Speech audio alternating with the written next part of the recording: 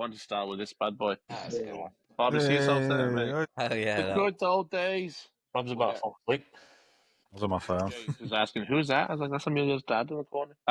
Good times though, isn't it? We've been here for a while now. Just a bit. I just thought we'd go fucking have a quick chin wag and seeing how we all ended up here, because I don't think we've actually gone over how we've all ended up. We'll say on this pod, to be honest, in this group, in this conversation. I thought, I think Bob, both of you just arrived. You and Bob just arrived then. No, Bob came just before me. The year before. Like the fall before, and I came out in the spring of 15. So, but that picture must have been taken when you just arrived then. When I arrived, yeah. Yeah. What was the plan, Dan, when you jump on that plane to come over here? Get out of England for 9 months. Well, the hell, it can't be that bad. Could have moved to Wales, it'd be cheaper for you. Yeah, I don't like sheep though. That's why I gave him to America. All right. Tim Jones had plenty of jobs going in the slaughterhouse. Until the full mouth it. All right, Dan, so keep going. What else do you want to know? All right, then, on to Mark. You like Luke Littler and what?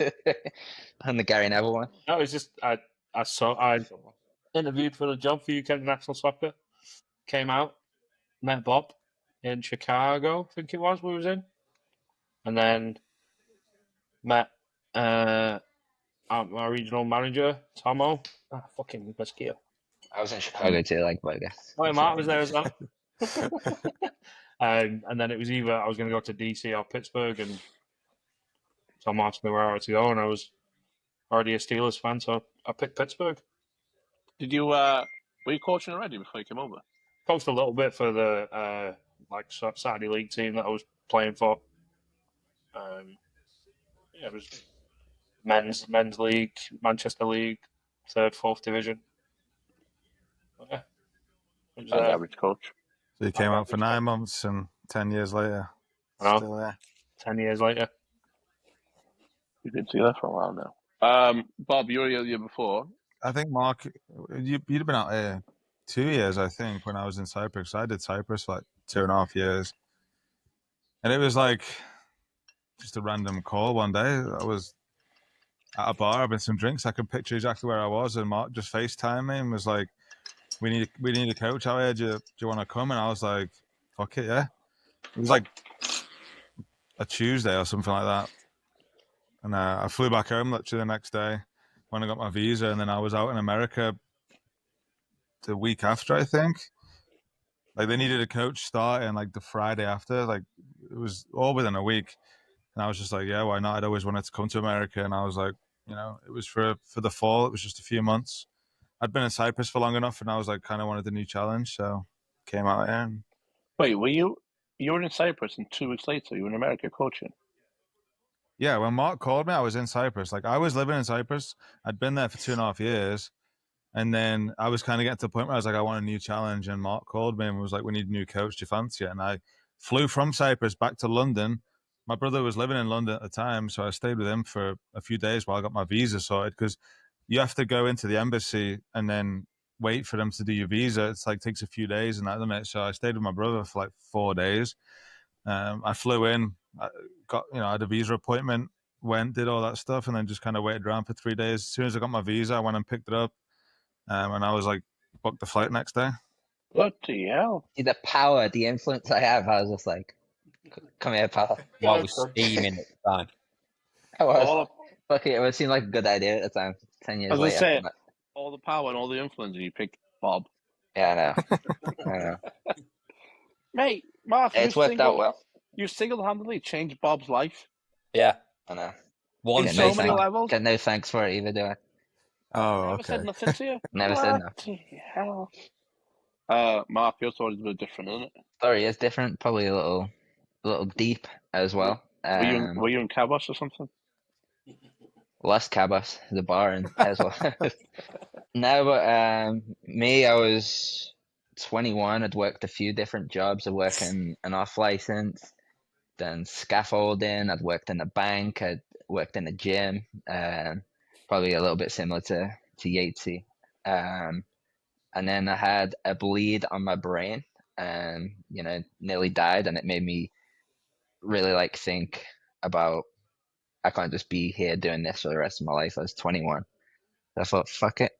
I'm gonna move out to the US again. Supposed to only be for 9 months, and here I am 12 years later.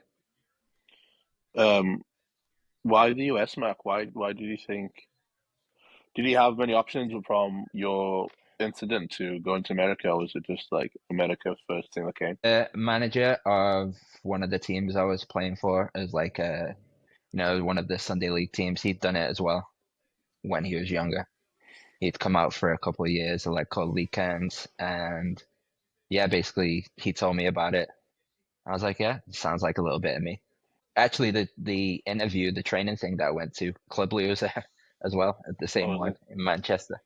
Who's that? Yeah, Clubley, gone but not forgotten, but Yeah. he was there, and yeah, it wasn't particularly that I had like a drive to go to America or anything. I just needed to do something different, wanted to get out of England for a little bit, and I've known you now, 10, 11 years. I've never asked you about your Scotty head. What's the situation, Mark? What happened, and like, what was that story for you? it was basically I was just sitting around one day. I was just with my mum at home, and I forgot. I was just sitting there talking to her, and I forgot how to speak. Like I was just having a normal conversation with her, and I forgot how, just couldn't get any words out. Forgot how to speak. She thought I was taking the piss at first. Realized that, very, very on brand and character. Yes. But yeah, she realized that I wasn't. Ended up going to A&E that night. But then, like, my speech slowly started to come back. Couldn't really figure out what it was. Like, the people in the hospital were asking me like if I'd been on drugs the night before or that day, and that time I wasn't. So no drugs. Loads. No, but yeah, they couldn't figure out what it was, and then like after a few months, like weird shit kept happening because basically I'd had a bleed on my brain.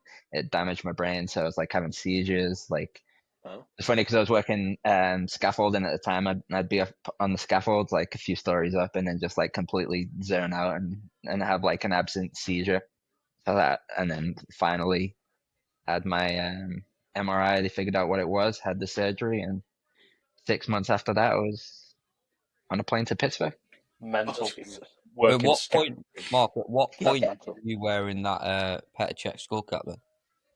That was through CSA. I got the You have to through say there. that off, mate. You know I am.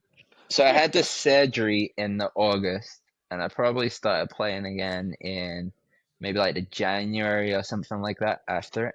December, January. So that was like the months between January and March. Maybe that was something to do with me coming out here. I just got that much shit for wearing the Petr Cech skull cap. I was like, I need to go. I'll coach instead. I got to retire from my playing career.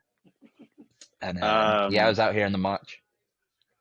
Not to have too much on it. Last thing I want to ask you about, Mark, is it something common? Is it something that like you can be aware of, or was it just completely out of the blue, random, no patterns for other humans? Like, yeah, pretty random. They think it's something that I had since like my birth, and it was just going to be a ticking time bomb. It's a thing called an AVM, which is a tangle of like your arteries and veins in the brain. So yeah, no signs or anything before. They just think it was like a ticking time bomb. It was always ready to bleed, and when it first did bleed, that's when I forgot how to talk. And yeah, and you're still learning, which is good for you. Well done, you. I'm still learning. One day we'll get you back. I'm getting there. I'm getting there. Fainty, good luck following up with that, pal. Don't know what to start with you, Fainty. How's your life off the coast of Monaco? Never been to Monaco, just for the record. But I came out to America in August 2016. I was working at a professional basketball club in the UK, just as like the head of their community program. I'd done similar to Mark, done a couple of jobs, all kind of revolving around sport, really. Doing like internship at like an elementary school and things like that. and I was pretty content working at the basketball club. You know, I had a couple of teams that I was coaching there. I was the head of their community as well, and it was actually my mum that applied for multiple jobs on my behalf without me knowing. To get you out of the house. So she obviously saw my career going down the shitter, working coaching basketball in this for this professional club, and she applied for. I'm getting emails, and I'm just not seeing any. You know, I'm who's checking my emails. I was like 19, 20 at the time, and yeah, turns out she's applied for one in China, one in Fucking Kuwait, hell, she want to get you as far away as possible. one in Kuwait, and one in One on America. the moon. Jesus. Yeah, so she wanted me out the house, What a man. and Just see you in Kuwait. He said it wanted you out of the house. He wants you out of the continent. What are you talking about? Yeah. Did you get any offers from the other jobs? Did you hear back from the other jobs? Did you get any offers? well, no, I didn't. No, I didn't get anything. Didn't hear back from anything. I think I didn't know any Chinese. I couldn't speak any Mandarin or anything like that. Like, Arabic? No. no. And so American, I know I can speak that language. And the I was at my Really? mate's. I was at my mate's house, and I got a phone call off. I don't. It might have been Neil Diaz, maybe Marshall. Yeah, Neil Marshall. Maybe. And I got a phone call and The he was like, gamble. "Hey, this is so and so from UK International Soccer." I'm like, I have no idea who you are here. Like, no idea. Meet yourselves. It's about 1:00 in the afternoon, and he's like, "Yeah, like really, you know, saw that you applied in your resume, and we, you know, we're looking for coaches to come out to America." And I was like, "Okay," and he was like, "Yeah, so you know, like, is there something you're still interested in?" And I was just like blagging it. I was just like, yeah, sure. And he goes, right, well, we're just gonna talk through a session, like, and I was like, okay, like, and he asked me like 4 or 5 questions, and I was like, all right, this is a bit weird. And he was like, well, we think you'd be great for the fit to come out to America and coach. I was wondering if you wanted to come do it, and I was like, can I speak to my parents? And he was like, yeah. Said I've already rang your mum. No, you have to get on a plane in 3 hours. Literally, it was 1:30 in the afternoon, and he goes, "Okay, yeah, no worries at all. Just let me know by 5:00." And I was like, "What? You give me 3.5 hours to make a decision what I'm doing for the next 3 months if I'm going out to the States or not?" And it was only a 3-month Yeah. thing. So I was like, I rang my mum. She was like, "Oh yeah, I applied for that for you." I was like, "Yeah, no shit." And so By I the was time you like, got home, your suitcase was packed. "Yeah, well, It wasn't even in the house. It was on the driveway. It's already in Terminal 3. Taxi was waiting and everything. Louise like packed it, booked it, booked off. oh, you got that phone call, did you? Well, here's your stuff."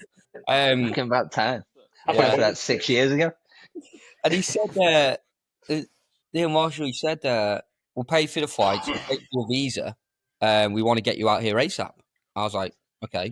And I spoke to my mum. I was like, they said they paid for everything for me. And she was like, well, that seems a little bit dodgy. And I was like, well, let's do some research and see what, You went applied online for about. it. That's what you should have said. Right. I did some research and had a look. He's like, it seems legit. Next, you know, I'm flying to Belfast from Liverpool to get my visa. And within 2 weeks, I was out to the States in Pittsburgh. And it was only a 3-month thing. I was going to go back to the UK and continue to coach basketball. And then, yeah, I loved it out here. Tomo wanted me back. He was my boss at the time. And, you know, it just snowballed from there. Still here. Not 8 years later. I can't believe you're here because your mum blagged you. Yep. You must be an annoying kid. Like, my mum was trying to get me not to go to America, and your mum's over here thinking... Lad, she applied for a job in China. Yeah, my mum cried all day when I left. My mum cried with Thank you, joy. man, kicking him out the door. Mum for a party when you left. Oh. Fainty, you wanna tell about our little connection as well? Yeah. It's actually super weird. When I came out here, my first ever session in America, it was over at Hampton Community Park, and it was with Jared. It was with Quick Skills, and Mark was the first person I met, like first coach I met in America. So we start chatting. He's like, "Oh, you're English lad. Like, where are you from? What are you born?" He's like, "Oh, I'm from Chester," and I was like, "No, I'm from Chester, like too. I was like, this is super weird. Like I've travelled halfway across the world, and the first person I meet is from super close to me in back home. And we just got chatting. Turns out both my dad and Mark's dad are in the police force, and they worked at the same headquarters. Oh, And funny. his dad played for the police football team that my dad coached. Oh, that's funny. I never knew that. Yeah. And that was the first. Madness. Mark was the first person I met in America, and his and our dads knew each other, but we didn't know. When you just say my dads knew each other, it just sounds weird, doesn't it? Okay, well we'll cut that out then. Because thieves. Yeah. That's quite funny that because they're both policemen. So yeah. Jason, What? I don't know your story. How did you end up out here?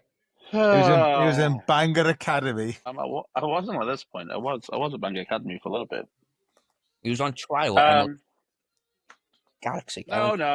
I was really coaching at home, and then so like not a crazy dark place, but just things I was trying to do for football was kind of falling apart. So I almost quit coaching, to be honest with you, and I applied to be a cook in London, and I applied to come out here with Challenger Sports for the second time. The first time I applied, I got the job, and I didn't come out here because the girl I was with at the times, whatever. So I ended up applying to be a cook in London, and then they offered me to come back out here, so I did it. And then I was originally supposed to go to Providence the first time, so I wanted to go to Providence again the second time, and they had a lad, kind of like our stories. The second, third time we come out here, like, hey, we have to go to Pittsburgh because there's a girl there, or whatever.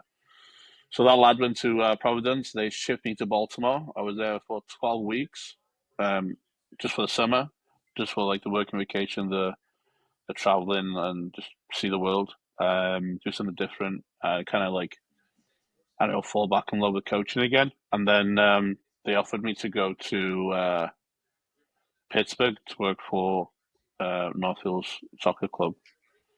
And I was like, okay, I'll do that for another 3 months. So I stayed till November that year in 2013. And then I went home, couldn't get a job anywhere. I'd been working 3 years at Mackey's, they wouldn't take me back. I'd be working like everywhere. I couldn't get a job at home. And the guys in North Hills kept calling me, asking me to come back. So I came back the following year for another 9 months with North Hills, and then went to Spurred, and then yeah, we all have the same story after that, don't we? Be amiss if we didn't give a shout out to them though, because it's the reason why miss we're us. all still here. Yeah. Still here, stuck here, caught here. I mean, depends what kind of adjective you want to use, really. There's a lot of British lads we know probably have not so much a exact story, but similar story, right? So like we come here just for the experience, really, or our mum trying to get rid of us, and we kind of end up here. Why do you think a lot of, I don't know, maybe Brits, internationals, come to the US to do a bit of football coaching? I mean, the money's way better. Yeah, it's in the game. In the game in general. Like, I was actually talking about it as a practice today with kids. We were talking about referees. And I said I used to ref when I was in England, and they get like 25 quid a game. Refs over here are making 60, 70 bucks just to run a line. Yeah, make it decent. What's mad on the back of that is that I'm sure you were all probably the same, but we always used to only have one ref. That was it.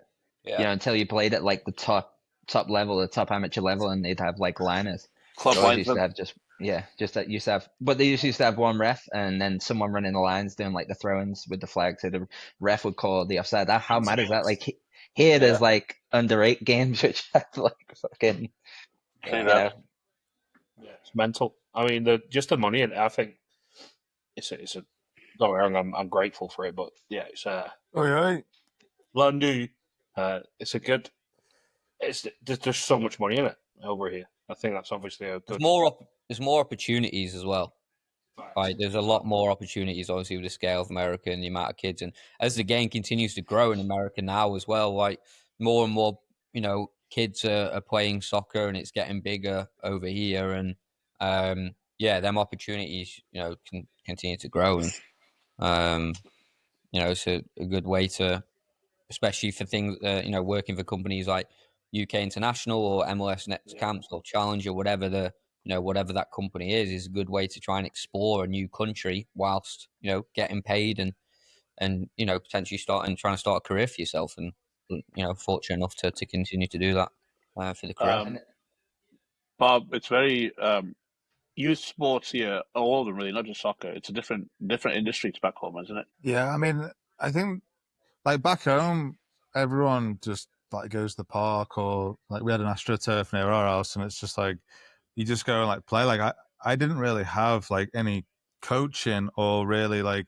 I mean, I played for like a couple of teams when I was younger, and you'd maybe train like once a week, and it was more of just an hour long game where you're just kind of playing around and that. Like I feel like over here, like people don't just go out and play as much, and it's probably because like everything's like so much more spread out. So like, I lived on a park, so it was like there was houses all around the park, and there was at least 5 other lads that I knew in my year or year below that lived like near me, and they'd come and you just start playing, and then people just come out their houses and join in and stuff, and it's like I feel like that as coaches, there's more opportunity out here for that, is because like everything's a lot more structured and everything's like teams and travel teams, academies, kind of whatever. Whereas back home, it's a lot of just go out and play and just figure a lot of things out yourself. Which obviously, if you have good coaching from a young age, you can become like a much better player. But I think having that freedom to just go out and try things, and like I remember like playing with my brother and like lads that were older than me, and like that's how you've got to be. Like I feel like here it's a lot more structured. You play in your year group, and I mean if you're good enough, you might get moved up. But yeah, I think it's just completely different. Mark, we all ended up here coaching. If you were to give advice to young Mark Bentley coming in 10 years ago or whatever it was, 12 years ago, good decision coming to the US? Would you do the same things again? What would you change? Or like, if there's anything good, why would you pick America to come here and coach and be stuck like us? Yeah, I mean, looking back at it, I've got no regrets. Obviously, America has its issues, has its problems, like anywhere else does as well. But no regrets. They're gonna say like you, Fainty, and Dan, like all are still continuing with that coaching career path, and then me and Bob have kind of used it as a kind of a gateway to other things. Yeah, like we still coach a little bit, but yeah, honestly, no regrets. Had no idea what it was gonna hold in store for me 12 years ago when I came out, but grateful for where I am for sure. Fainty, since you've been in the US, best experience, like what's the one thing that you've been able to do because you've done it in the US? Like you couldn't have probably done it at home, or like, I don't know if I'm making sense, my question here, but Maybe the level I'm coaching at, I think is one. Again, comes down to more opportunities nowadays. Even in like the youth setups and youth academies, like you're needing 10 years of experience with UEFA qualifications, and you're getting 20 grand, 30 grand a year max, maybe. Like the bar is pretty high, to try and get these jobs or these high end jobs. Obviously, being in the college game is nice, and I really enjoy it, and the level of players that we're working with. And back home, you play at high school again. Your PE teachers, your coach, you play at club, but there's no, as far as university goes, it's not really a thing. Like we do obviously have teams and stuff, and there's some quality teams for sure, but it's not as big. It's not as big, obviously, back home than it is over here with the opportunities and using the college platform to go professional and try and play at the next level. there's a lot of, like you're saying, Fancy, in terms of opening doors. But Yatesy, I feel like you can make a living just coaching low level football. Yeah, Yeah, for sure. You could. When I first started, we was working for like community clubs in and around Pittsburgh, and I was getting 35 to 40 hours a week just doing that. yeah. So yeah, you can certainly make a living. Honestly, like all 5 of us could make, like, you know, if you wanted to like put the work in, just with the accent and what we know about football and with the market, it could make so much money. Like, I but think obviously it's also not. the living style we had too, especially when we were younger, was pretty decent. We would obviously had no kids to coach in the day because they're all in school, so we did almost whatever we wanted, and then we'd coach for a couple hours in the evening, and then we would rush home, have a shower, and then end up in God knows, God Peter's knows where. He is on a Monday Peter's night. swing night. Yeah. Monday And night, then Monday night, baby.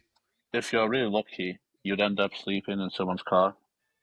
You see that? You have to send it to him so he can crop it in. A very young Mark Bentley falling asleep in the back of my car. I'm actually looking, boys, for another picture of No. Oh, okay. what? No, I'm just kidding. I'm just kidding.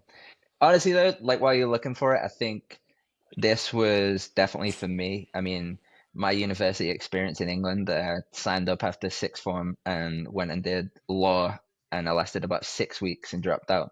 So this like couple years over here, like coaching, was my university college experience.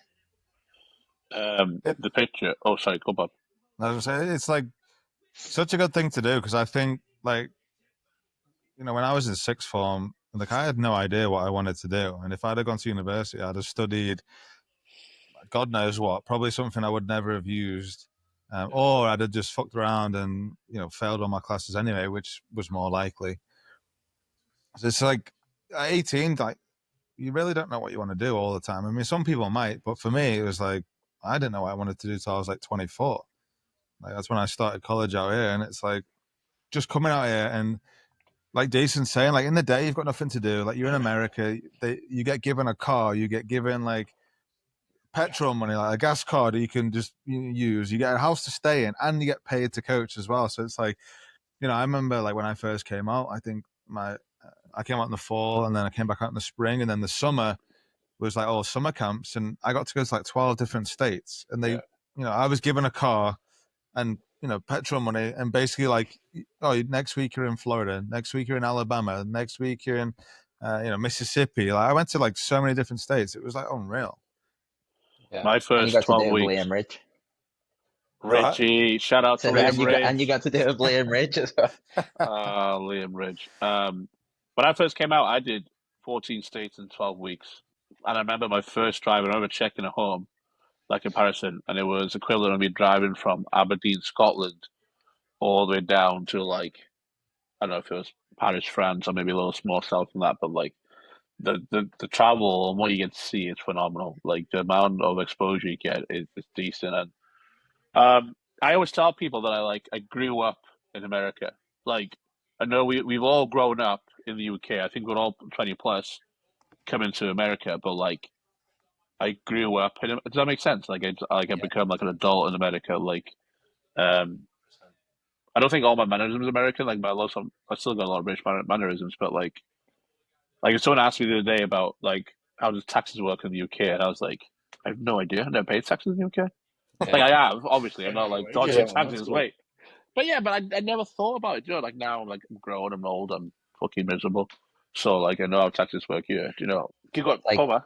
no, it's mad because like day to day, you know, you go through life and you don't feel any older day to day, and then I'll have a couple of memories and shit that come up, and it's like even like the first night I stayed here was in like the Days Inn in Harmerville, and it doesn't feel like that long ago, and then you look back and you're like 12 years ago, 12, like I was a baby. Look at Yeah, yeah, 21-year-olds yeah. now, and it's like it doesn't feel that long ago, but I was so young. I like, well, so I got like I mean, painting you be the same way, and you too, but I'm coaching 18 to 23-year-olds, and I watch them thinking, you're a fucking moron.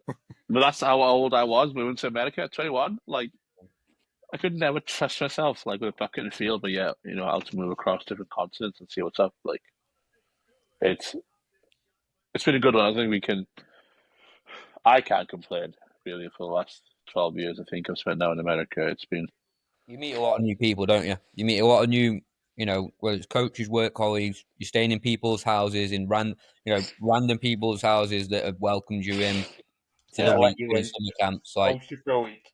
yeah, That's mental, by the way. like just go into someone, you just rock up and, oh, my name's James and I'm staying with you for a week. You know what I mean? Like, Me and Bob stayed with the same family for 3 years. yeah, I was with Jules for 7. I was with Jules. Longer than with your mum before she tried to throw you out.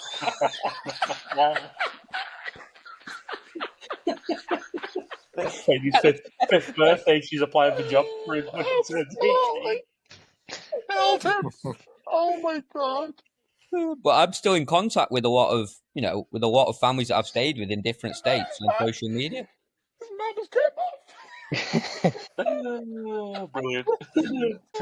How does your mum feel about it now? Is she like happy that you've stayed out here, or is she a bit like, Right, she was buzzing, and she she's buzzing? He said, yeah, it's made up. Get to see him once every other Christmas, and that's fucking enough. Because she was, I did an apprenticeship. I was earning minimum wage. Worked at the basketball team, and I did 1 year of A levels, and like basically failed out and went to college, college, and did 2 years again, like sport related, like diploma. And she was like, everything I did, I was just like I just didn't feel like super invested in it, Pathetic. And yeah, so she was like, something I enjoyed. It's something I was like good at. And so she was like made up. And again, like I wouldn't have had these opportunities and this opportunity right now if I was back in the UK. So China might have been decent as well, but the America's pretty good. I mean, for us as well, though, Fanny, like we've got a football coaching degree out of it too. Like, yeah. Because the way that the UK International were, then they partnered up, call it a university back home, South Wales. Shout out to the Wales, massive over there, James. But yeah, we got a 3-year degree, while still living in America. Like 9 months of the year being here, go back for November to January, be in Cardiff for 12 to 15 days, whatever, doing accelerated licenses. Got my UEFA B out of it, and a college degree while still living in America and coaching. Like, yeah, couldn't be asked for anything more, really. No, it's unbelievable. Do you think? I think where we're sat right now, I don't think anybody could do our jobs in terms of, at least us three coaching in the college game at different levels. But all 5 of us can answer this. Do you think the average Joe, quote unquote, could do the UK international initial trip and be UK international coach? Absolutely, I think so. Yeah, mate, it's easy. You like. I mean, the summer camp stuff. Do you not like? You learn on the job, like saying like when we were 21 coming out here, and like you've grown up in America, like, you know what I mean? Like, you've still got to have a bit of a love for the game and like for sure.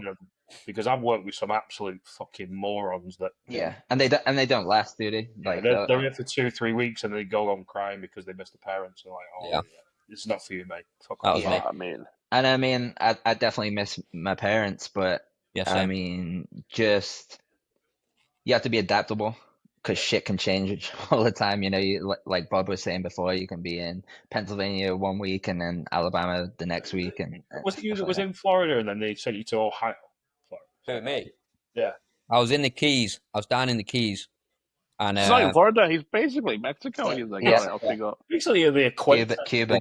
Yeah, I was in Cuba. I was in the Keys, and then they said that the next camp was going to be up by Chicago. And it was a 22-hour drive. And so at the weekend, we set off on Friday night.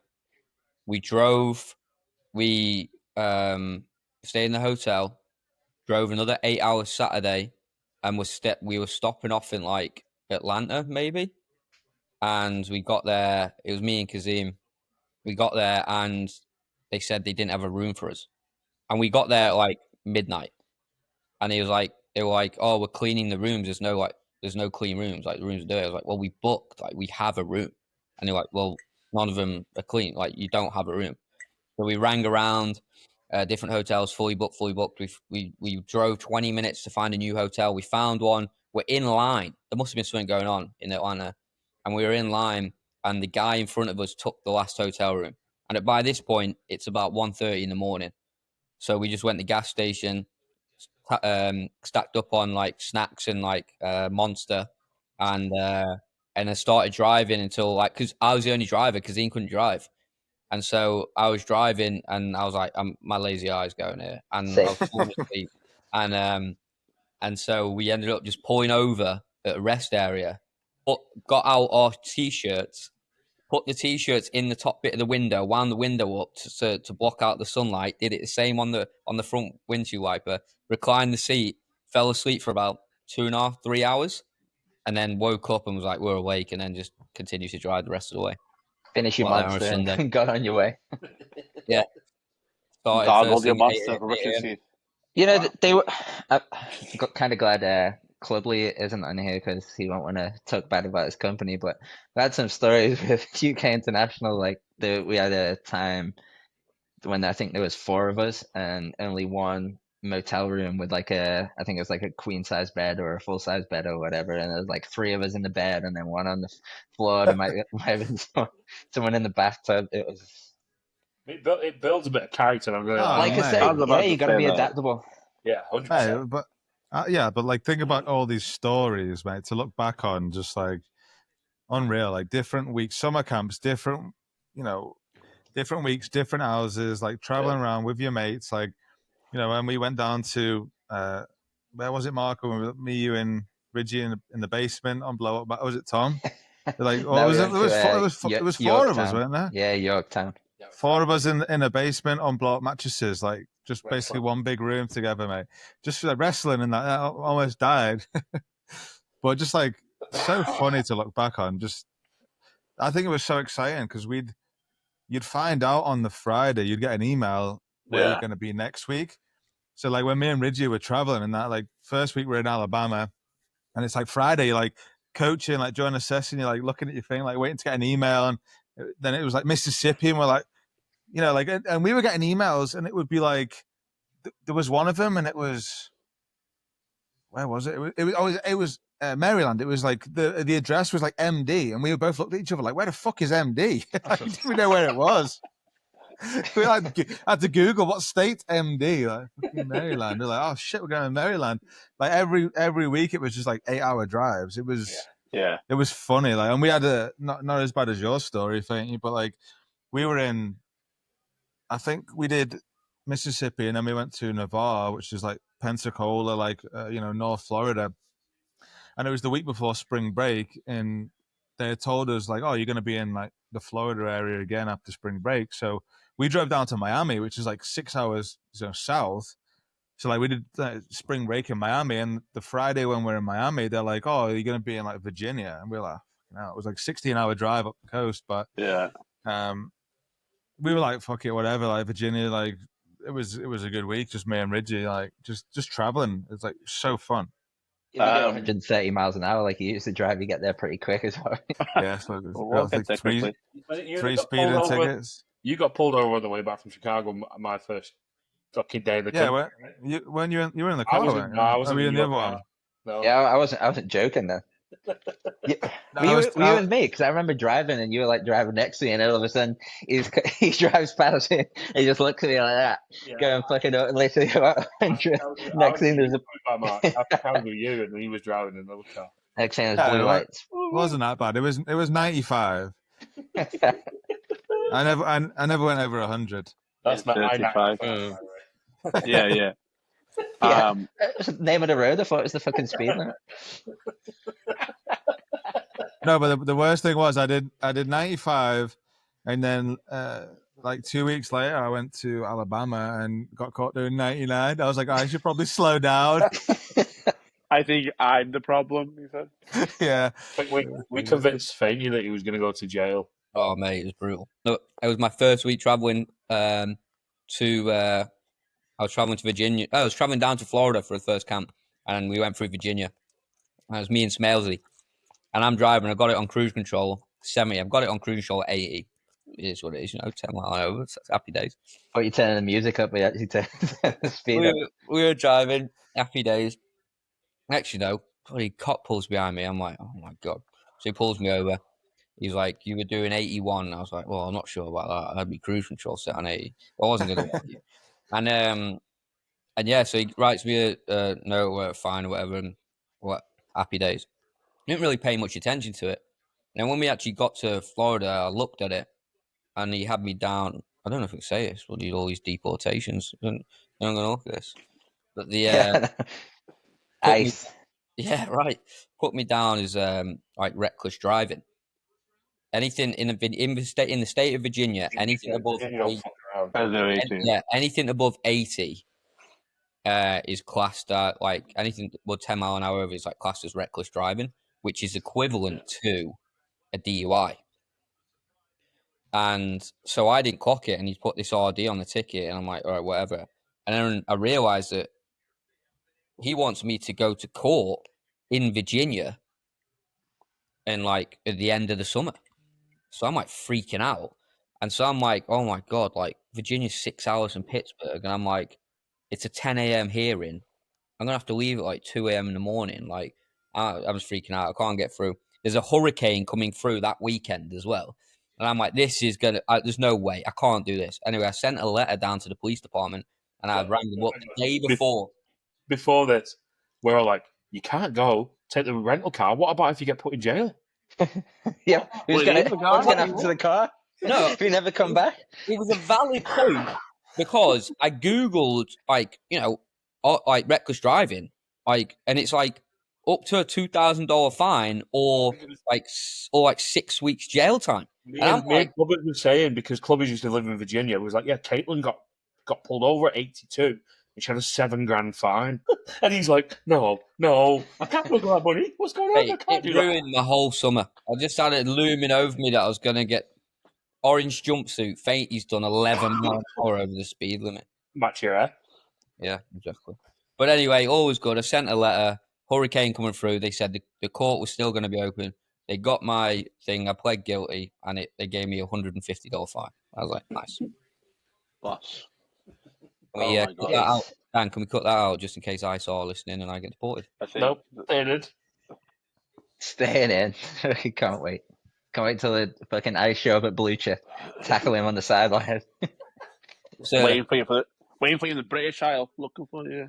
Just do a knock at the door. Old-fashioned football, fucking it blows up and we get millions of subscribers. Go back into the episode and find this one. Yates has to go through the bio. 5 British lads talking about Footy. 4. The Clubbers are fucked off. Yeah, he just texted to the group chat and he wanker. Your parents in town just to miss a podcast. I was gonna obviously I don't know what the notes are for because we've definitely gone off script. Yeah. So why don't we wrap it up with like the best place, corner. best place we've been to in the US, either with coaching or work or otherwise. And we'll start with Jason. Work. Like, are we talking about best place? Like, no, I mean, so obviously coaching brought us all out here, but since then we've had 10, 12, however many years. I can go. Enjoying the US. So, what is the best place that you've been to? I've got 2. I've had some good ones to me. Go ahead, Dan.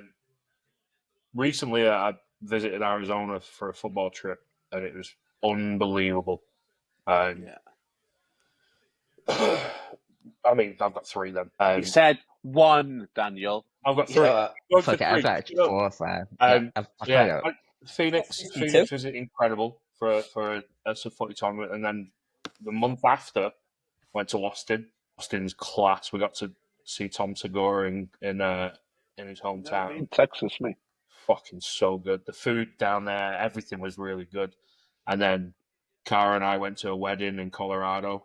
We did all the Red Rock Amphitheater, Gardens of the Gods, Wind Caves, all that. And that's unbelievable places. Decent them, actually. About 3, huh? I think one. I nearly died on Camelback, so, you know. I've got 5. Now I've got Arizona has to be up there. I was with Yatesy on that trip. That was unbelievable. And then probably Probably the Keys. Jeez. Not fucking hell. Probably the Keys. I've worked there. I've done 6 weeks of work there, 7 weeks of work there.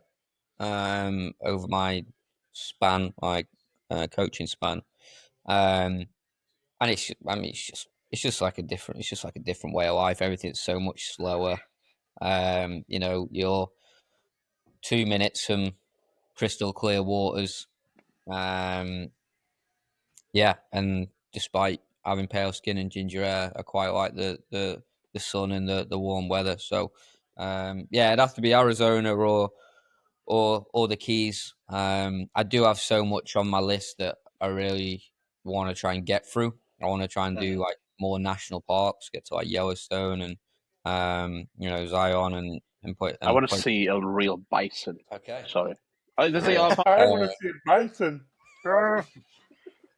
And a whale. Anyway. Yeah, I've got plenty of other stuff. Alaska would be pretty sick as well, like Hawaii, things like that. Like there's a lot I've still got to do on the list, but Arizona and the Keys are definitely two that stood out for me. Mr. African Sunset. I don't have as many cool places. I want to get out to a lot more of the West Coast. I've been to Vegas. Vegas is, it's all right. It's pretty fun to see. I think the like landscape and stuff, like having the deserts and the mountains, is pretty cool to see. But I think the best place I've been was probably Navarre, the camp I was talking about before. It's in Florida, North Florida, but it has like the coolest beach I've ever been to. So you had to drive across a bridge to get to the beach, and the beach was like a strip, like out in the sea. So it was like you weren't like on the coast and you just walk onto the beach. You had to drive on a bridge over water to get to the beach, and it was just like a strip of beach. Where is it? Navarre, it's called. It's like Yeah, around like Panama City. like Panama City, Pensacola, that kind of area. Okay, Florida. Yeah. So it's like on the Gulf of Mexico or the Gulf of America now, I guess, wherever. So like the water was like dead warm, and I was with Ridge. Me and Ridge went into this bar, and it's like they're playing like Bob Marley. There was no floor of the bar. It was just this. It was on the beach. Like it was just the floor was just beach in the building. Mate, it was just like unreal. Like just like I'm a drink. Oh, hi, mate. But yeah, like I'm more of a like, beach kind of guy myself. Hawaii's that's my number one spot I want to get out to. But yeah, I would say Navarre. So far away. Bentley, what's yours, mate? Never really been to a place in the US that I disliked. Nashville was fun. New Orleans was good. I went to Vegas 2 times the first year I was out here. Just like came over here, had to be done. So that was great. Not sure I'd like be in a rush to go back now, but first coming out here as a 21-year-old had to be done. I was in Boston recently, liked it there. But I would probably say San Diego.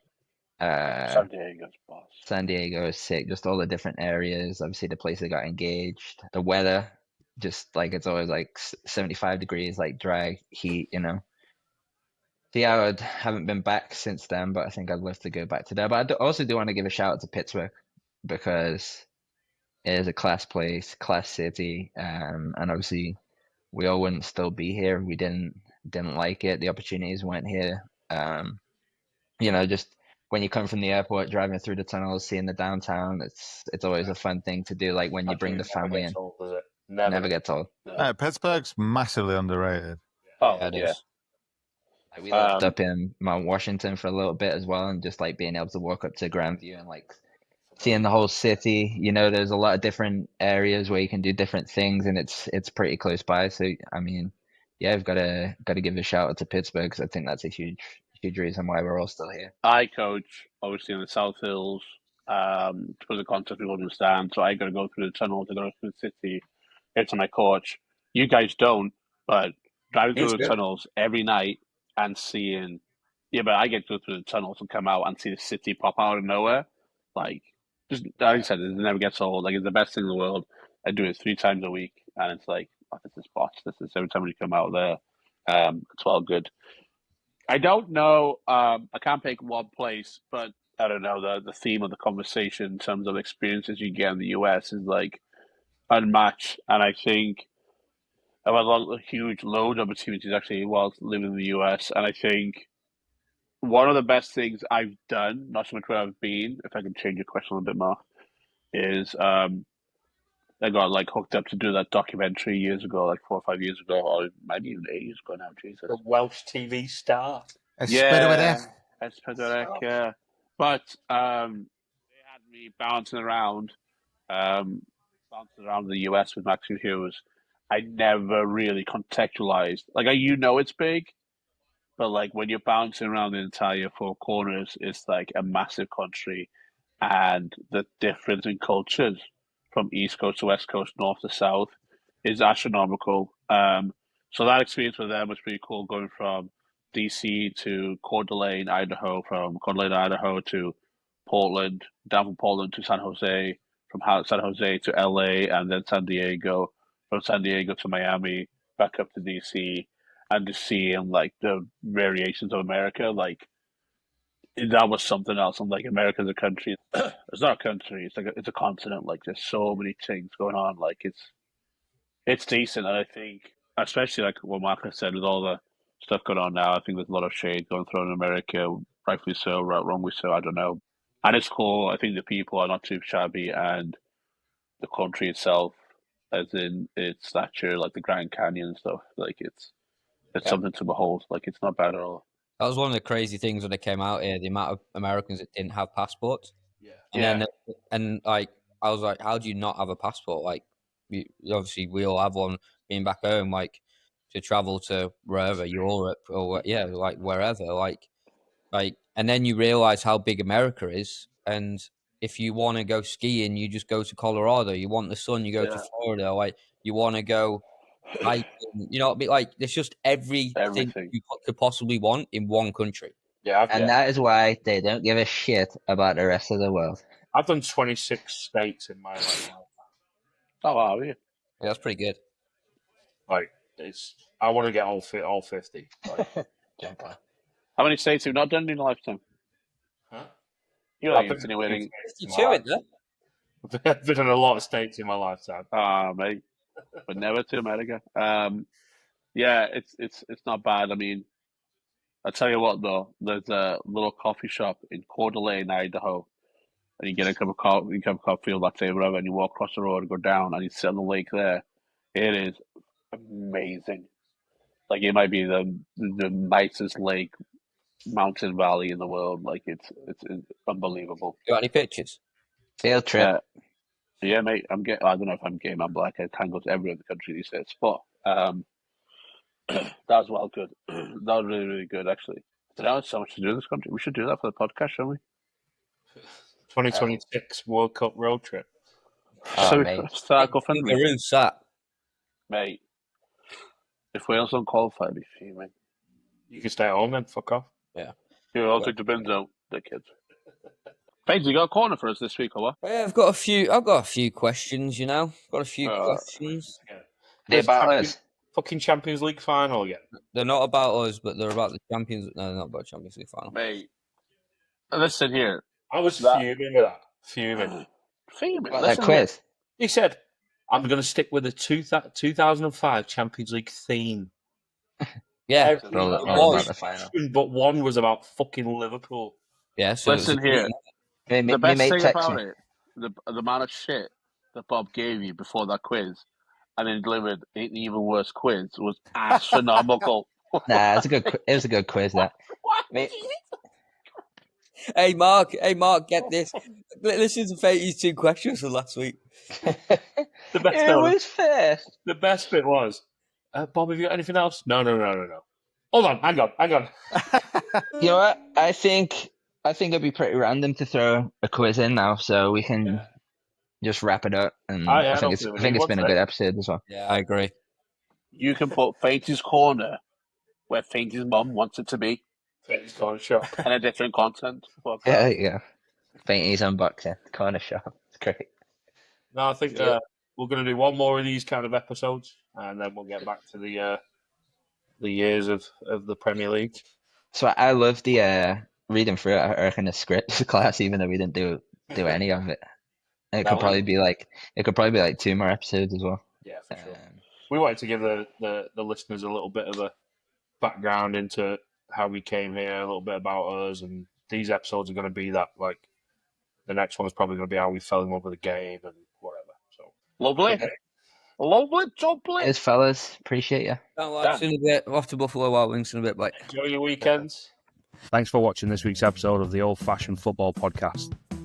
Don't forget to like, subscribe, and share this with all your friends. We'll be back next week with more nonsense.